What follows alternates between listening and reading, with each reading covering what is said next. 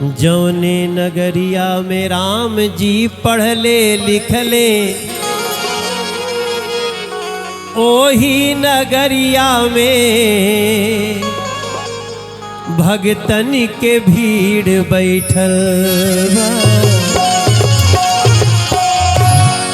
ओही नगरिया में भगतन के भीड़ बैठल।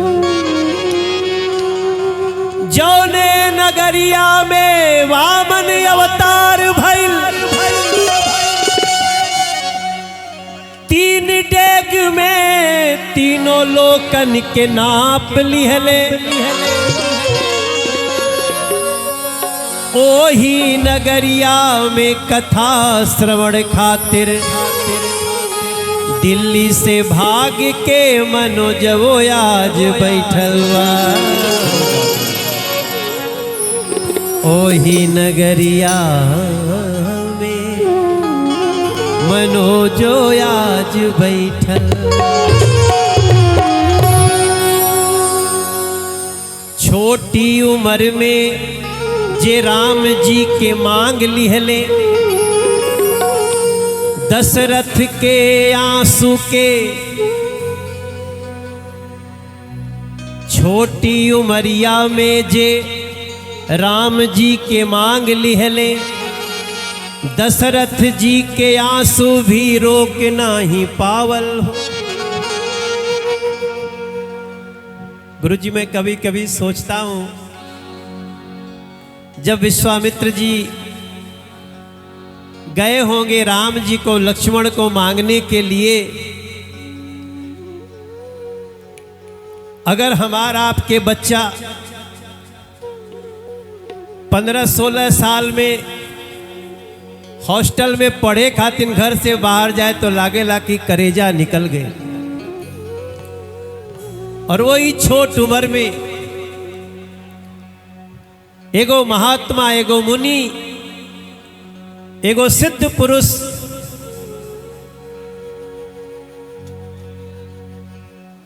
कि छोटी उमरिया में राम लक्ष्मण के मांग, जौने बक्सर के गुरुजी विद्यालय बनाए देले। ओही बक्सर में आज विश्वामित्र धरती पर भागवत कथा के महाकुंभ आज बरसत बा। भागवत कथा के महाकुंभ आज बरसत।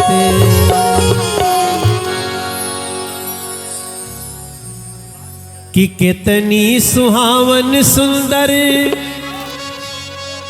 सूरत, मनोहर मंगल इमूरत हो।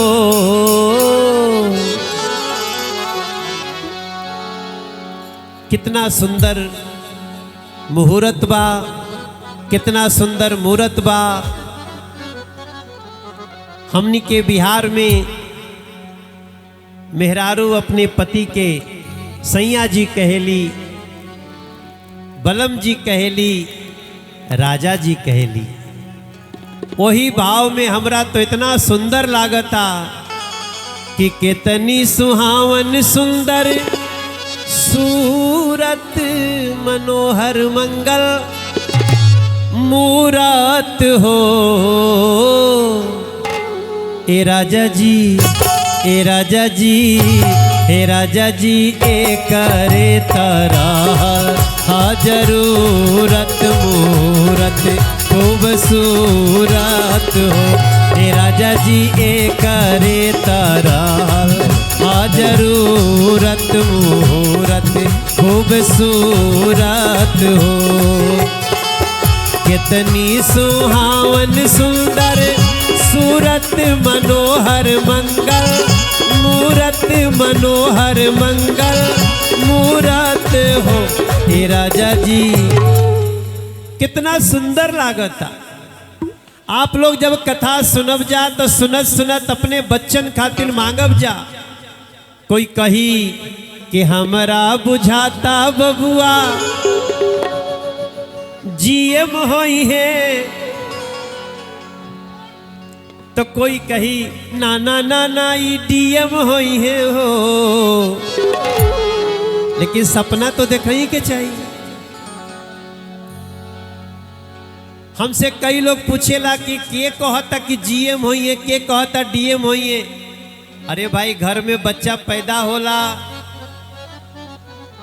तो हो सकेला फुआ कहे कि हमरा बुझाता बबुआ जीएम होई है, तो चाची हो कह सकेले कि नाना नाना ई डीएम होई है हो। और अगर घर में कोई राजनीति में बाटे तो यो कह सकेला ए ललना हिंद के सितारा ई त सीएम होई है हो, से ऊपरा पीएम होई है हो।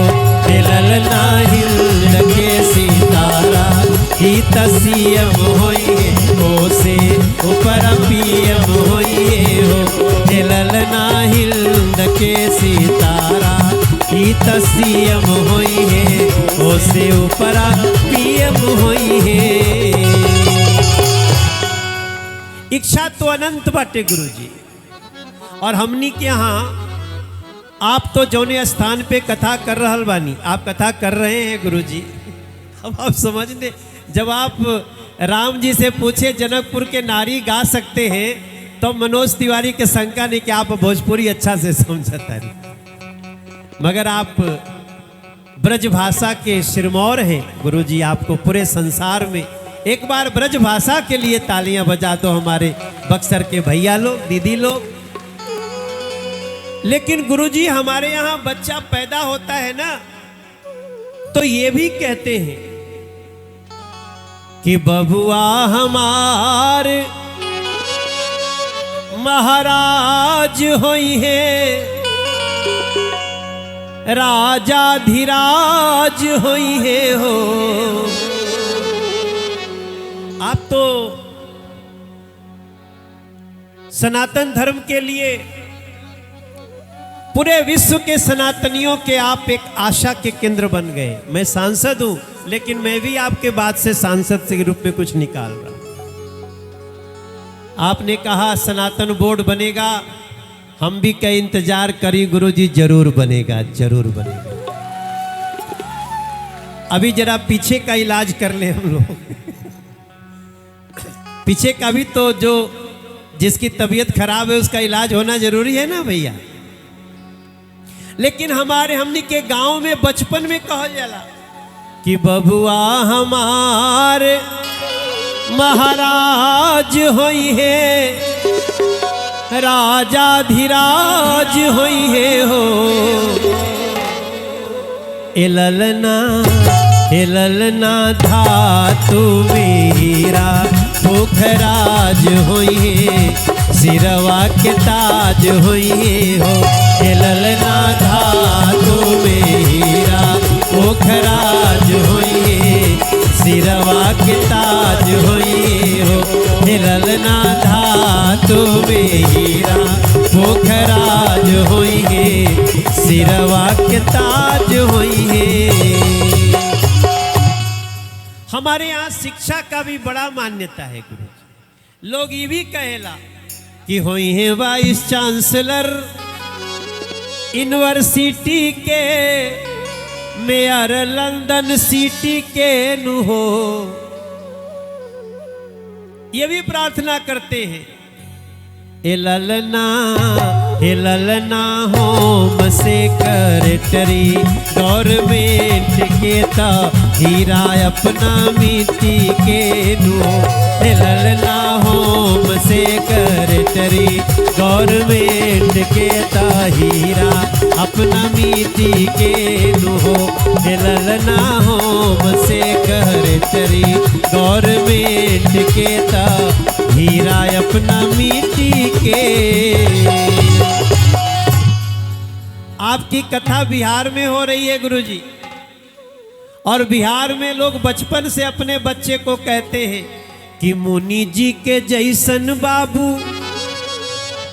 मुनि के जैसे ज्ञानी होगा, मुनि जी के जैसन बाबू ज्ञानी होई है, और राजा जैसन दानी होई है हो। हे ललना हे ललना हे ललना अखिला भूमंडल राजधानी होई है, बापे जस खंदानी होई है। हे ललना अखिला भूमंडल राजधानी होई है, बापे जस खंदानी। हे ललना अखिला भूमंडल राजधानी होई है, बापे जस खंदानी।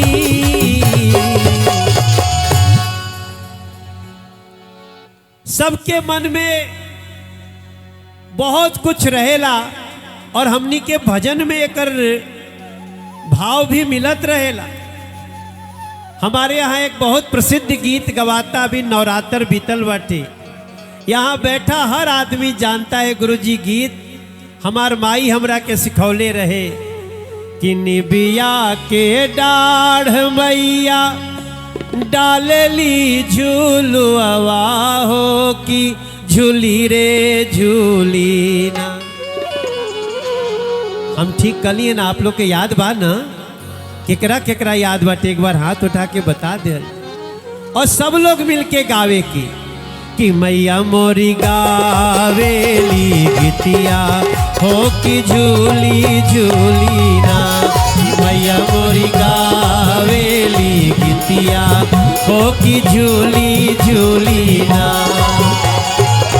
निबिया के डाढ़ मैया डालली झूलुआ हो, कि झूली झूली ना। निमिया के डाढ़ मैया डालली झूलुआ हो, कि झूली झूली ना। हम देख रहे हैं आपका हाथ उठ रहा है, ये तो गाना ही ऐसा है कि ताली भी बजे के चाहिए और गावे के भी चाहिए। कि जवनी असीस मैया मालिनी के दिहलो, मैया उहे असीसियाना। जवनी असीस मैया मालिनी के दिहलो, मैया उहे असीसियाना। ए मैया उहे असीसियाना। अपने अपने दोनों हाथ उठा के मांगिएगा कि थोड़ा थोड़ा हमनों के दिहा, मैया उहे असीसियाना। कि थोड़ा थोड़ा हमनों के दिहा, मैया उहे असीसियाना। जवनी आशीष मैया मालिनी के दिहलो, मैया उहे असीसिया। एक बार गुरुजी के लिए भी मांगना चाहिए ना, हम लोग मांगे कि जवनी आशीष। ये पूरी एक कहानी है और अंत में मांगा जाता है। कहानी सबको पता है। ए मैया उहे असीसियाना, देवकी नंदन गुरुजी के दीहा, मैया उहे असीसियाना। देवकी नंदन गुरुजी के दीहा, मैया उहे असीसियाना। जवनी आशीष मैया मालिनी के दिहलो, मैया उहे असीसियाना। ए मैया उहे असीसियाना। विजय खातिर न मांगब तो बेकार हो जाए। देखो कथा कराना 100 बेटियों की शादी कराने के बराबर होता है। 100 बेटी की शादी कराते हो और कथा करवाते हैं, भागवत कथा। इतना बड़ा कष्ट भी है, पुण्य भी है। उन विजय बाबू के लिए भी मांगेंगे कि मैया उहे असीसियाना। हमरे विजय बाबू के भी दीहा, मैया इहे असीसियाना। अपने बला कवा के दीहा, मैया उहे असीसियाना।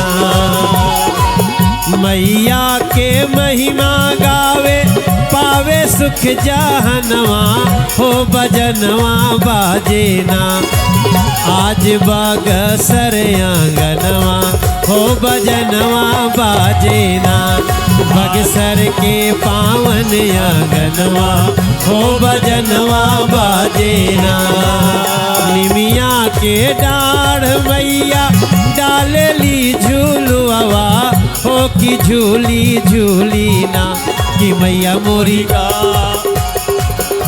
कि मैया मोरी कि मैया मोरी गावेली गीतिया हो की झूली झूली ना कि मैया मोरी गावेली गीतिया हो की झूली झूली ना। एक बार प्रेम से बोली सच्चे दरबार की। दोनों हाथ उठा के बोली हर हर महा। हम लोग तो बिहार के रहने वाले हैं। हमारा एक गाना गुरुजी है, हो जिया हो बिहार के लाला, अरे जिया तू 1000 साल, हरे जिया हो बक्सर के बाला। ये मेरी बक्सर की बेटियों, उनके लिए विशेष आशीर्वाद मांगेंगे। अरे जिया हो बक्सर के बाला, जिया 10,000 साल, जिया तू 1000 तनी धूमधाम से, तनी झूम झाम के अपने कर्म से अपने माटी के मान बढ़ावा ये भैया, अपने कर्म से अपने माटी के मान बढ़ावा ये भैया। ओ जिया हो बिहार के लाला, जिया तू 1000 साल, जिया हो तू घोर भुआला, जिया हो बक्सर के बाला, जिया तू 1000 तनी नाची के, तनी गाई के, तनी नाची गाई आपन भाग जगावा ये भैया, तनी नाची गाई आपन भाग जगावा ए भैया। अपने कर्म से अपने माटी के मान बढ़ावा ए भैया, अपने कर्म से अपने माटी के मान बढ़ावा ए भैया। भागवत कथा के मर्म बना के जीवन बनावा ए भैया। जय हो तनी धूमधाम से, तनी झूम झाम के, बक्सर के महिमा के गगन में तू लहरावा ये भैया, बक्सर के महिमा के गगन में तू लहरावा ये भैया। ए भैया रे भैया रे भैया रे भैया रे, तनी नाची गाई सबके मन बहलावा ये भैया, अपने कर्म से अपने माटी के मान बढ़ावा ये भैया।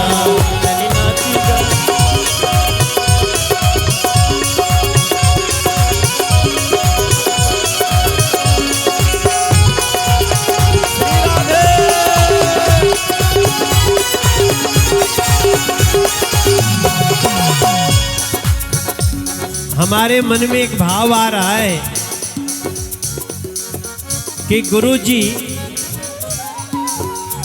गुरुजी बिहारी जी को, गुरुजी बिहारी जी को बिहारी से मिला दिए, गुरुजी बिहारी जी को पहले उसका उद्धार कर दीजिए। आपने बक्सर में भागवत कथा, आज कृष्ण भगवान का जन्म हुआ, उनको तो हम कहते हैं ना वृंदावन बिहारी लाल की। अरे गुरुजी बिहारी जी को बिहारी से मिला दिए, गुरुजी बिहारी जी को बिहारी से मिला दिए। और बिहारियों के बीच में, बिहारियों के बीच में राधे राधे गवा दिए। प्रेम से बोलिए राधे राधे, राधे राधे बिहारियों के बीच में राधे राधे गवा दिए।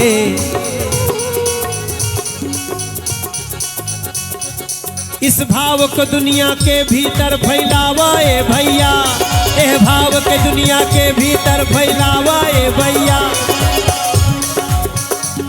देखिए मनोज तो गुरुजी को लगता होगा कि मनोज दिल्ली से आया, हमार तो घरे जिंगे बा। हाथी घूमे गावे गांव और जेकर हाथी ओकर नाव।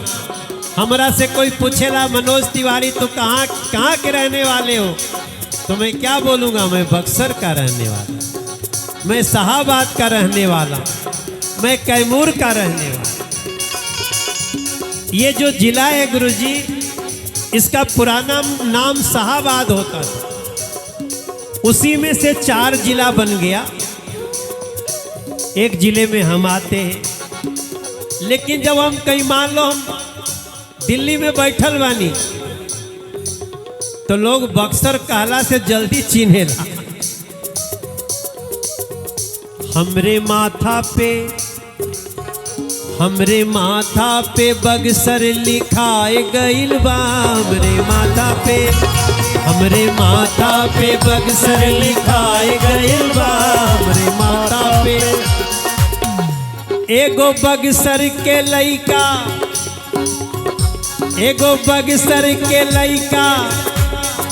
दिल्ली में आप लोग के आशीर्वाद से, ये तो लोग दुनिया कहती है ना कि मनोज तिवारी दिल्ली का सांसद है। हमरे माथा पे बक्सर लिखाए गइल बा।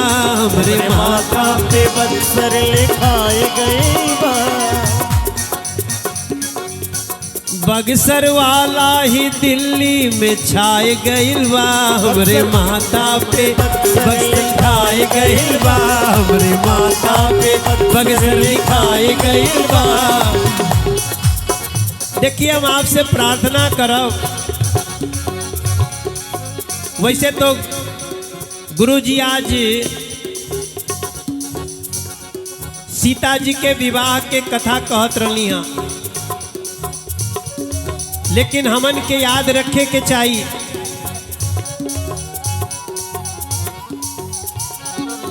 हमन के जो अपन संस्कृति बाटे ओकरा के कबो भुलाए के नहीं के। यहाँ बामन भगवान के फोटो लागल बा, हमनी के याद करत रहे के चाहिए। ये धरती में बामन भगवान के अवतार भइल, ये धरती विश्वामित्र जी के सिद्ध आश्रम बनल, यही धरती में राम जी पढ़ लिख के पूरे संसार में सबके हरा देले। हमनी के बक्सर, और बक्सर से बक्सर जागी तब पूरा संसार जाग जाए। देखिए दिया रखल, यहाँ कलश रखल बा। मैं कलश यात्रा का फोटो देख रहा था गुरु, ऐसा लग रहा था कि कितनी बड़ी रैली जा रही है।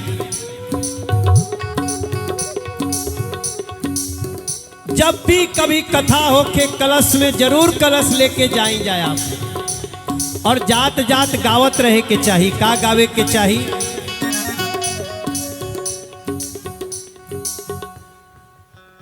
गंगा मैया तोहरे दुअरे आईली हो कलसाऊ, थैली से कलसाऊ थैली नु हो। हे गंगा जी हमरे अंगनवा बलका खेली है ललनवा घरवा खेली जई है हो। हे गंगा मैया हमरे अंगनवा बलका खेली है अंगनवा बलका खेली जई है हो। बड़ा अच्छा गंगा जी का फोटो लगा दिया। ये देखो ये गंगा जी कहाँ कहाँ बहती है। भारत बहुत बड़ा है, हर जगह गंगा जी नहीं है। बक्सर के पावन हो की नरवा अररवा बोले बोले अरर हे गंगा मैया अपनी लहर हमके दिह तो वही में सुखवा पैतीनु हो। हे गंगा मैया अपनी लहर हमके दिह तो वही में हम बैठीनु हो। हे गंगा जी अपने लहर हमके दिह तो यररवा सुखवा।